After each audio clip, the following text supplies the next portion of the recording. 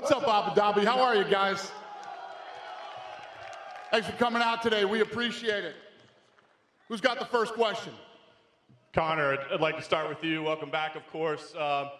First things first, I mean, this entire pandemic, I think we've wondered, what would a Conor McGregor fight be like with no crowd, and now it's limited crowd? So now that you're kind of in the building, you're getting a sense for what the atmosphere is like. And when we think about you, the bright lights are on, the big crowds, that's when you perform. How does that affect your energy, your focus on fight night?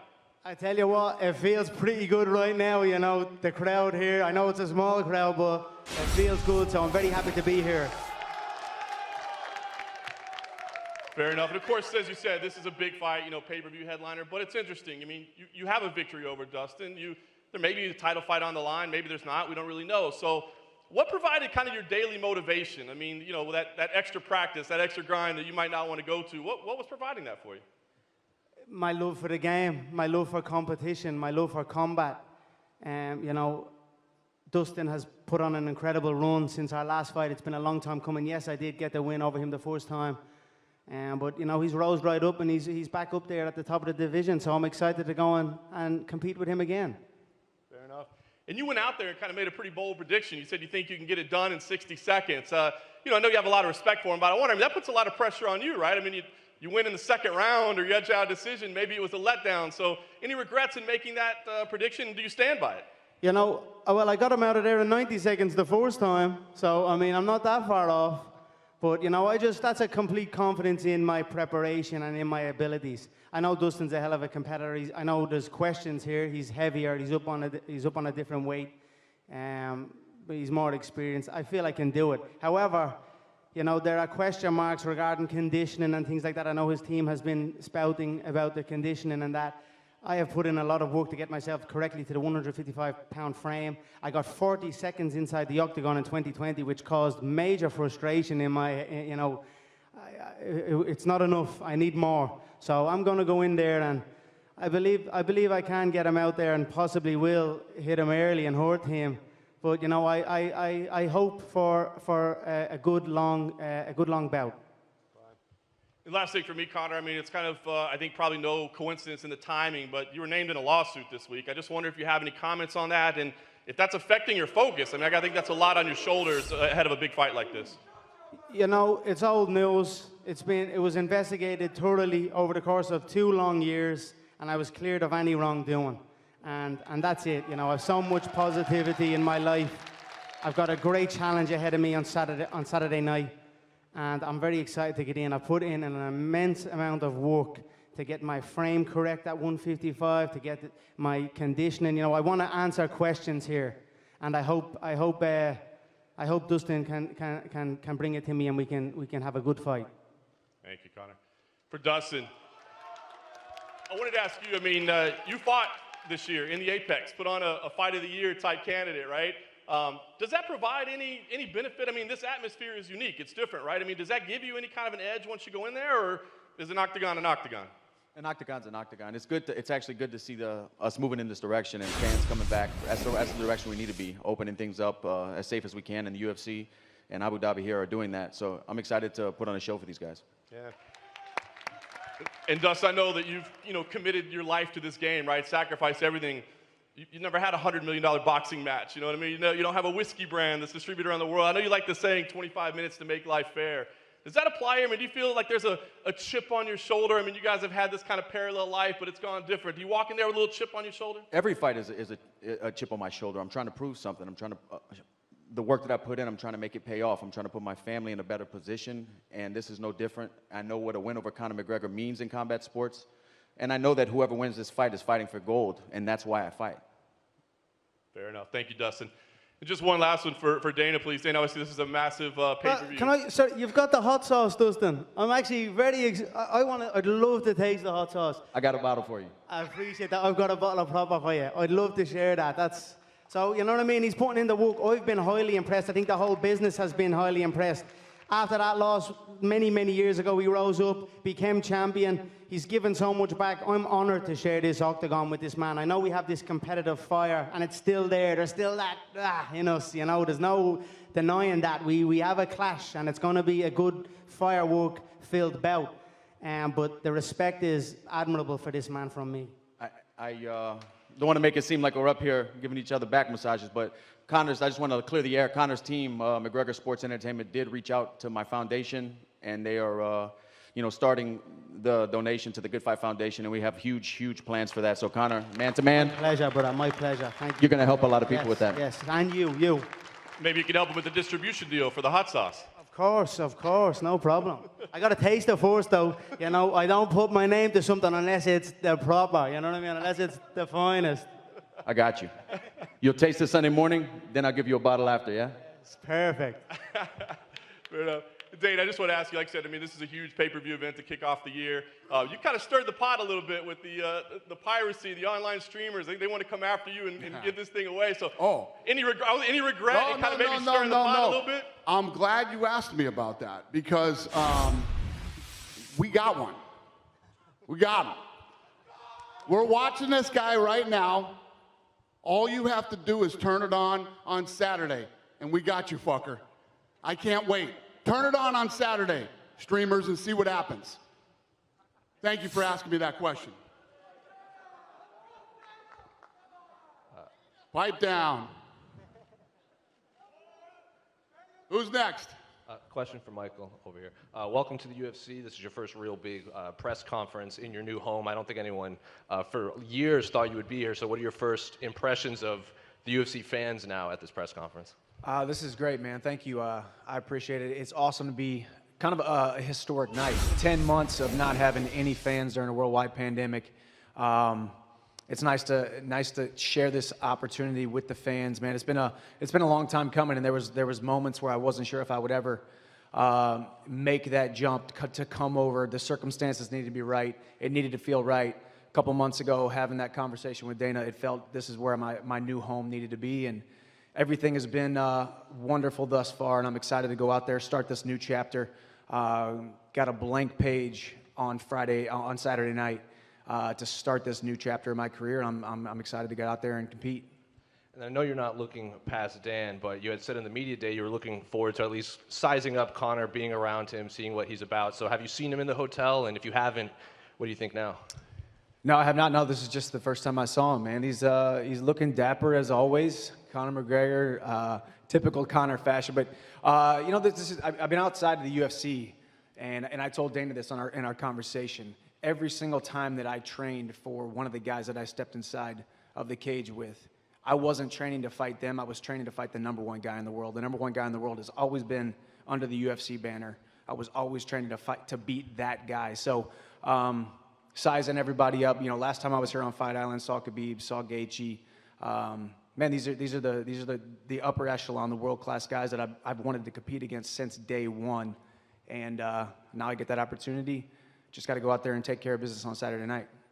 And question for Dan. A lot's made with Michael's wrestling credentials. You, of course, have a very extensive striking background. So what do you make of Michael Chandler's striking inside the octagon? He's aggressive. The guy comes out, he's a fast starter. So I'm expecting by the end of that first 5 minutes, we're going to know how this thing's going to play out. I'm expecting him to come at me. I'm expecting a fast start, but I'm not one to back down to a challenge. And then question for Conor. Max Holloway declared himself the best boxer in MMA. You kind of laughed at that on Twitter. So I'm wondering, how would you rate the three gentlemen up here's boxing compared to yours? I tell you what, the last press conference I done with Cerrone, it was just myself and Donald up here. This time we've got 3 other men, 4 of us, and we're all in the same division. So, they're opponents, potential future opponents, and I'm very excited about that. That's kind of what halted me in 2020 before the pandemic even hit. It was like nothing really presented itself. Well, here we've got 3 up here. We've got Max skateboarding in the hallway back at the hotel. So I'm very happy with that. And, I'm very excited to see how the bout goes in the co-main event. I know the two men know the magnitude of where they are at. And I'm excited. That's gonna breed an exciting, fight-filled fight. You know what I mean? It's gonna be a lot of power thrown. I would tell the 2 lads if there's any stalling or any situation like that, to be separating and let the shots fly, because there's a lot at stake here, and I wish both men the best of luck.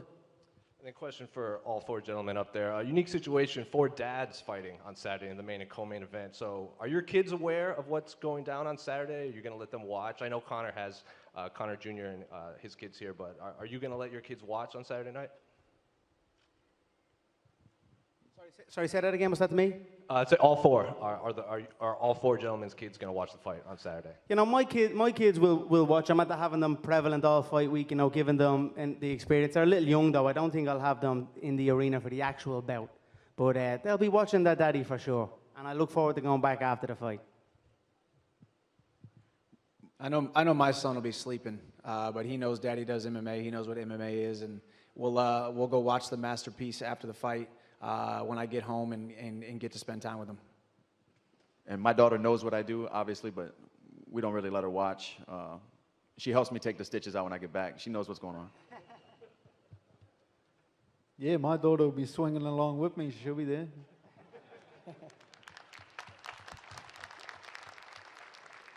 Who's got the next question? Well, one more for you, Dana, right here. Habib did an interview yesterday saying he still doesn't want to make his mom upset by returning. Have you seen that interview, and have you spoken to him again since your initial conversation? I told you guys, we'll see what happens this week. We'll get him. We'll get him.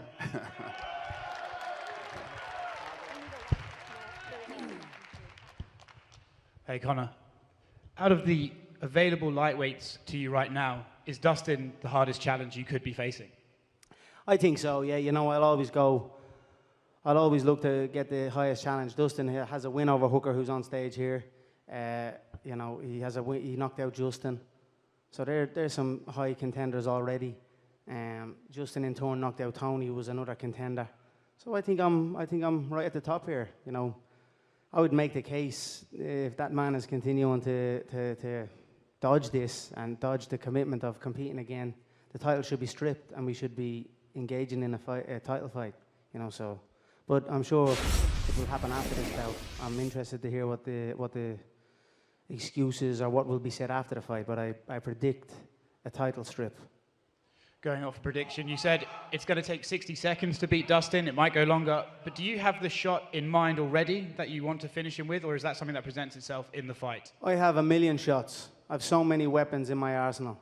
And, you know, they're all fine-tuned at this time. I'm in a phenomenal place. And I look forward to getting out and showcasing, you know, painting my picture and putting on a beautiful performance for the fans around the world. And for you, Michael, we know your story, that you've just come into the UFC, but now you're up there on a press conference stage. Has it set in yet that you're making a UFC debut? Yeah, it has. I think the day that I signed on the dotted line, it started to sink in. Man, I've been competing at a high level since I was 14 years old, and all roads have led to this. There seem like there have been roadblocks at times, but daily I have thought about it, I've visualized it, I've seen it. I've been watching these guys compete for a long time, and I've wanted to share the octagon with them. So it's, you know, the last trip here to Fight Island, a lot of people thought it was kind of an interesting decision. I wanted to be the guy that said yes when a lot of guys said no. So I stepped up, I said yes, and I reaped a lot of reward from that. Now all the familiar faces that I'm going to be rubbing elbows with, coworkers, and my tenure here in the UFC, now they're all familiar faces, and it's all gone well thus far. Weight's on point, and here we are getting ready to step into, not just step into the octagon, but step into a co-main event slot on a huge pay-per-view, a historic night. As these guys have said, this is a big opportunity for all of us, and we're going to go out there and we're going to go put on a great show. And for Dustin, there is an element of charity to this fight. You just mentioned that with the donation to your foundation. How important do you believe it is that a fighter at the top tier pays it back and pays it forward and uses their platform to help others who don't have one? I believe it's important for a man as he matures to recognize the situation and position he's in and that he put himself in. And to each his own. I'm not saying everybody should do it, but if you have it in your heart and you're in position to be a voice for people whose voice isn't heard, or to be a representative of something better, you know, it transcends fighting, and we're all fighting something. So it means a lot to me personally. I can't speak for anyone else. And for Dan, do you believe your style is the worst matchup Chandler could be facing on his debut? It's not a good style. I bet if he could have picked anyone else, it wouldn't have been me. Long, tall guy. You know, my game's built around defending wrestlers. The only reason I'm here is because everyone ahead of me turned the fight down. They don't want to take the risk. They don't want to risk their spot. You know, they come up with a bunch of excuses. Old Charlie Olives saying he can't make the weight. Like, Dana, you believe Charlie Olives can't make the weight? I got broomsticks thicker than that boy. I'm here. I'm taking the risk. That means that I reap the reward. Nice. And last one for Dana. Do we have an update on numbers for this card? You've got the return of Conor McGregor. We've got some fans back. But pay-per-view wise, how is this thing trending? Very good. Yeah, no, this thing's trending great. Yeah, it's good. It's going to be good. There hasn't been, when was there a bad one? Since the pandemic started, there hasn't been a bad pay-per-view. They've all been overperforming. So you can only imagine what this is going to do. Hey, just a quick one from me as the unofficial lightweight tournament commissioner. I just wanted to get a verbal confirmation, you guys, because, listen, Charles Oliveira with the victory only over Tony Ferguson. He's pretty much through to the semi-finals now. We've got Justin Gaethje probably to come into the mix, but of course it's about you guys, the semi-final spots at stake. Even if one or two of you come out of this weekend and fight for the title, I think most media fans, we want to crown a new undisputed lightweight champion by the end of the year, and I just want to get a quick confirmation Book it, from each of you that I'm you're in. in. Book it, I'm in. Yes, sir. Michael, are you in? Book it. Dan? Dustin? Let's go. Dan? I didn't even understand the question. Yeah, I'm in. Thank you. Dana, you're welcome. All right. Hey, Conor, you looked like you had something you were about to say there when Dana was talking about the pay-per-view numbers. So I just Yeah, it goes without saying. You don't got to come up and talk about EA Sports, UFC selections and all this type of thing when it comes to me. You know, the pay-per-views are trending. The Embedded has been record-breaking again. It's almost double. The first episode of The Embedded is almost double than all of the other Embeddeds that have came out in 2020, bar one, McGregor Cerrone. So it's trending in the right direction. I'm very excited about it, you know. I'm very excited to give these guys a platform here, you know what I mean? And like I said, and I'm happy to hear Chandler say this and Hooker say this, you know, take your chances and reap the rewards here. So that's it. So there's going to be 2 cracker fights, and I'm ready. And as the guy from BT said about the tournament, book it, we're in. And that's amazing. Let's go.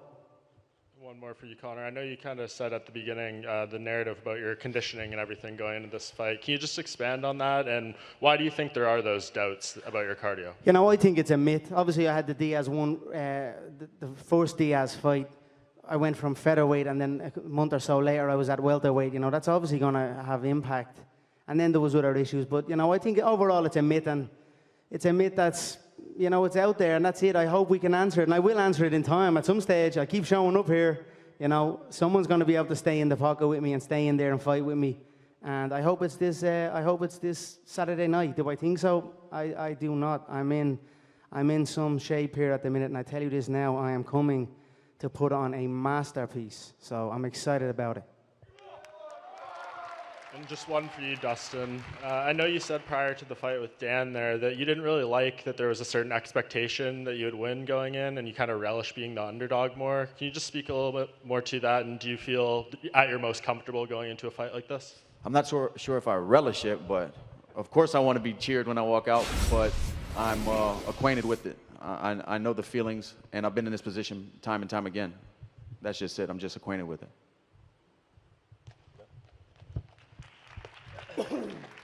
Hey, question for Conor. How you doing?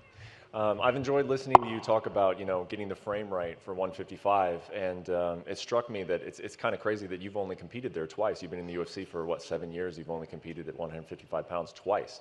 Is that your ideal weight class, do you think? Do you think that's where you operate at the highest level? I've done pretty good in all the other ones as well. Yeah. You know, I've done good in them all. I've secured belts in multiple divisions, and I've secured knockout victories in multiple divisions.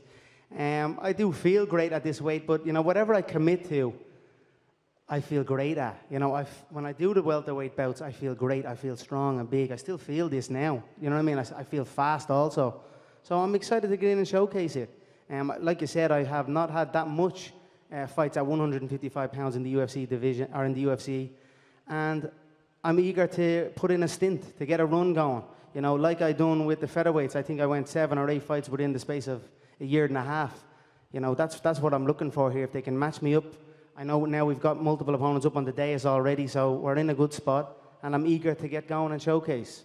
I feel this is the best I have ever been for sure, and I'm at 155 pounds.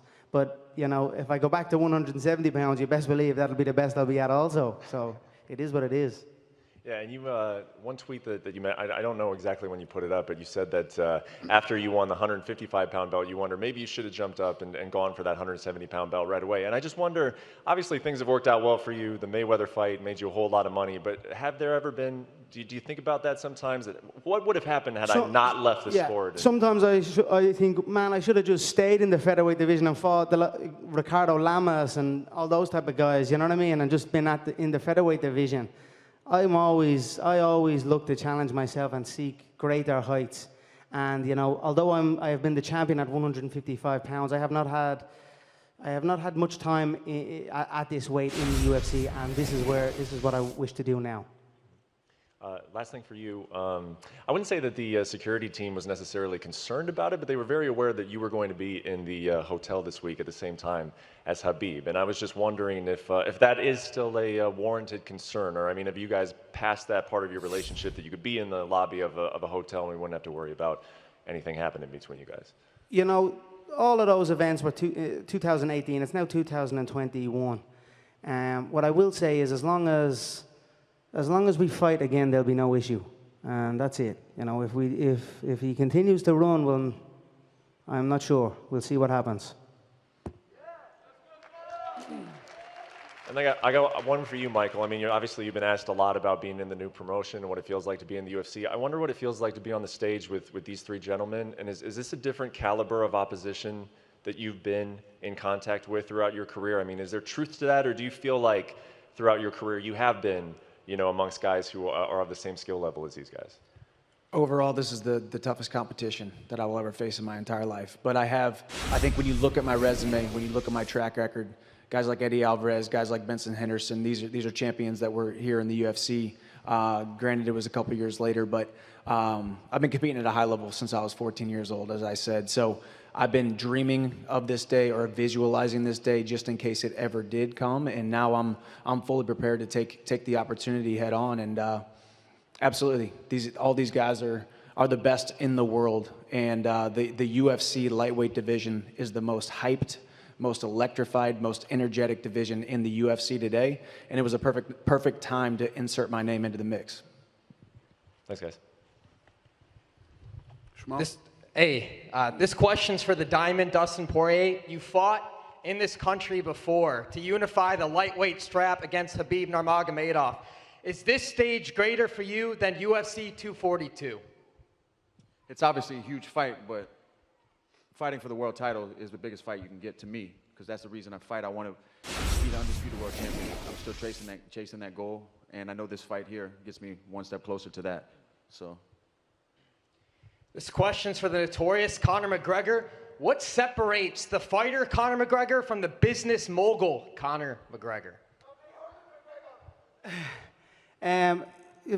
You know, I bring all of the discipline and the drive that I learned in my martial arts training and preparation and competition into the business world, and it's helped me tremendously. It's why I always would urge any parents around the world to get their children into martial arts, any type of combat sport. And it's not necessarily to compete. If they wish to compete, well, then they can compete. But the things that they learn through martial arts, you know, you cannot learn it anywhere else, and it will translate into many other things, especially the business world. So it's pretty much the same, two of the same. And lastly, for Michael, you've sized up all of these lightweights now. The last one here is Conor McGregor. You've rubbed elbows with all of them. What do you make of this guy sitting next to you? Hey, he is exactly who we think he is. He is exactly who he thinks he is. He's got a track record. He's a global superstar for a reason. But all of that doesn't matter when you step inside that octagon when the cage door closes. We all know that. He knows that. But as far as the man, as far as what he's accomplished, as far as, just as you alluded to, outside of the cage, what he's done eyeball-wise, attention-wise for this division, for this promotion. It's nothing short of amazing, and it's awesome to share this opportunity, share this stage with these guys. And it's, as you can see, I think there's a lot of growth up here. I think we've seen a lot of growth in Conor, one of the baddest men on the planet, now one of the most daddest men on the planet. I think all of us, as you alluded to, we're all dads. We all started coming up hungry, humble, and now we're dads and really fighting for a different purpose. So you kind of see that in him, you see that in Dustin, you see that in Hooker, and you see that in myself. So, man, either way, Saturday night, we're all going to go out there, put on a great show. Everybody buy that pay-per-view. Let's go. Appreciate that, brother. Thank you. Conor, how you doing, mate? You've evolved so much in your fighting career, but I think you've always been an artist inside and outside the cage with your fighting style and your ability to sum up things in such a poetic manner. But can you just talk to me a little bit about how you define yourself as an artist? I'm just an insanely driven young man, you know what I mean? I'm passionate about what I'm passionate about, and I give it my all. That's it. I'm a hard worker, true and true. If something needs to be done, Conor McGregor gets it done. Make no mistake about it. That's awesome. Staying on the topic of art, I wanted to read you a quote from 2013 that you said. It's really poignant, and I think it deserves to be read out in full, so just bear with me. I've lost my mind on this game, like Vincent van Gogh, dedicated his life to his art, and he lost his mind in the process. That's happened to me, but fuck it. When that gold belt is around my waist, and my mother has a big mansion, my girlfriend has a car for every day of the week, and my kids' kids get everything they ever wanted, then it will pay. Then I'll be happy I lost my mind. Can you just reflect and talk to me about how that makes you feel hearing that in 2021? You know, it's been some ride. I've got it done, and I'm up here, mad as a brush. You know what I mean? I've been through it all, my friend. You know, I appreciate that, and it's been a wild ride for me. It's not been easy at times, but you know, what a life. And I tell you what, I wouldn't want it to be any other way. I'm very excited to be back here. I'm very excited to have fans back in the area. I'm very excited with the competition, the multiple competition. I just feel invigorated. You know what I mean? And as you said, about artistry and all, and Vinnie Van Gogh, I'm going to paint a beautiful picture here inside this octagon on Saturday night, and I'm very excited to do so. Awesome. Thank you so much, mate.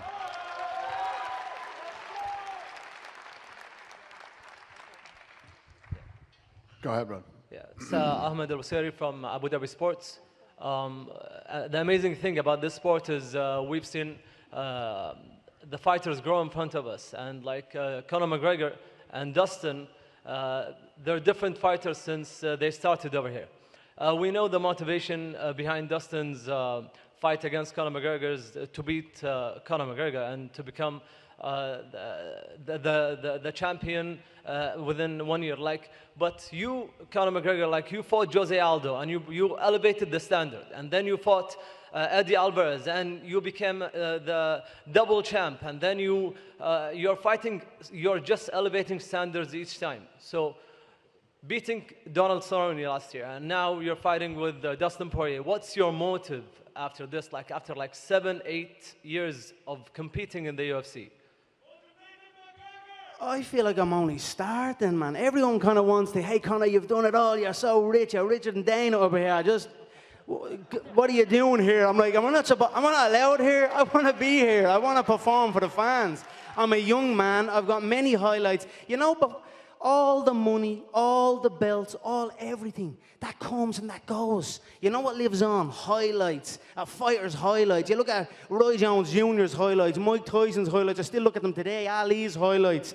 I want my highlight reel to be like a movie.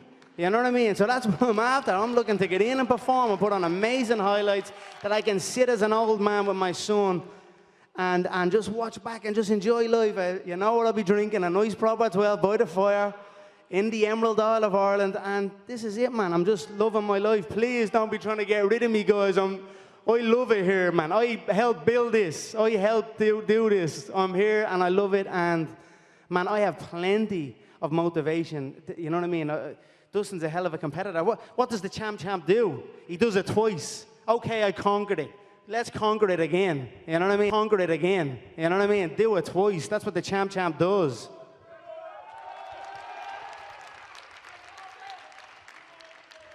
Conor, question down here. Talk to me about how your training camp went in Portugal. I know it was kind of secluded due to the lockdown. You've had secluded camps in the past. Do you think this is something that you want to continue with going forward? Yeah, I tell you what, it's been a phenomenal camp all across the board. We were in Lagos in Portugal, we were in Dublin, we were in Dubai, and now we finish it up here. Yeah, it was an amazing camp. I have an amazing team of people around me all across the board, from the nutritionists, from my coaches in mixed martial arts, in jiu-jitsu, in boxing, in wrestling, and all my sparring partners. It's a phenomenal team I have, as well as my conditioning coaches. And I'm looking forward to going in and representing all my team's hard work. You know what I mean? We put a lot of hard work in here, and I'm going to go in and do my team proud. Thank you. Looking forward to it.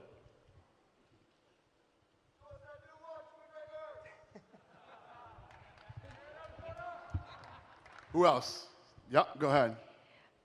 Dustin, everybody's talking about how much you've changed as a fighter since the last time you fought Conor. What would you say is the main thing that changed in your game and that would make a difference this Saturday, whether mentally or physically? I think technically as well. Mentally for sure, technically as well. I mean, 6 years since we fought.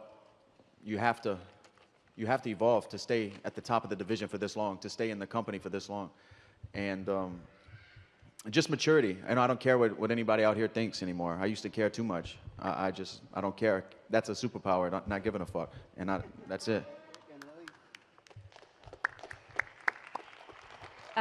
And Conor, this one is for you. I know you've been asked a lot about this whole Khabib thing, but I'm just curious to know, he said he's looking for something amazing, extraordinary this Saturday for him to change his mind and come back. What do you think he's looking for this Saturday for him to change his mind? You know, I don't really care. He did not say that. Dana said that. He said he's not, you know what I mean? Let's just get through the fight. You know, all these men are up here. There's plenty of challenges. And you know, it's a tough business, and the things have gone on in his personal life. I don't wish him any harm. Like I said, it was in 2018. A lot of time has passed. The world knows this fight is not over. You know what I mean? This war is not over. The sport needs it to happen. The people need it to happen. I'm not going to chase it if he doesn't want it. You know what I mean? And that's it. I'll keep my calm and move on. And that's what I'm doing. I'm back here at the 155-pound division. I'll show the world what's what over time, and that's it. And it begins on Saturday night against Dustin Poirier. Finally, my last question. I heard Dustin say that he actually kind of enjoyed the fights during this past year without a crowd because he felt it was a bit more intimate and he was more focused. I would like to know, does having or not having a crowd affect you in any way when you're inside that octagon, or not really? You just forget everything. Yeah, no, a fight is a fight for sure. You're inside that octagon. It's you know, I was actually very, very excited to compete with no crowd. You know, at the start I was like, oh, I don't know, you know, but over time then I was like, I really wanted to see and hear my power and my velocity and, you know, my precision. I wanted to hear my shots whistle through the air, you know, with no background noise, and really you know, put a statement out there of the difference.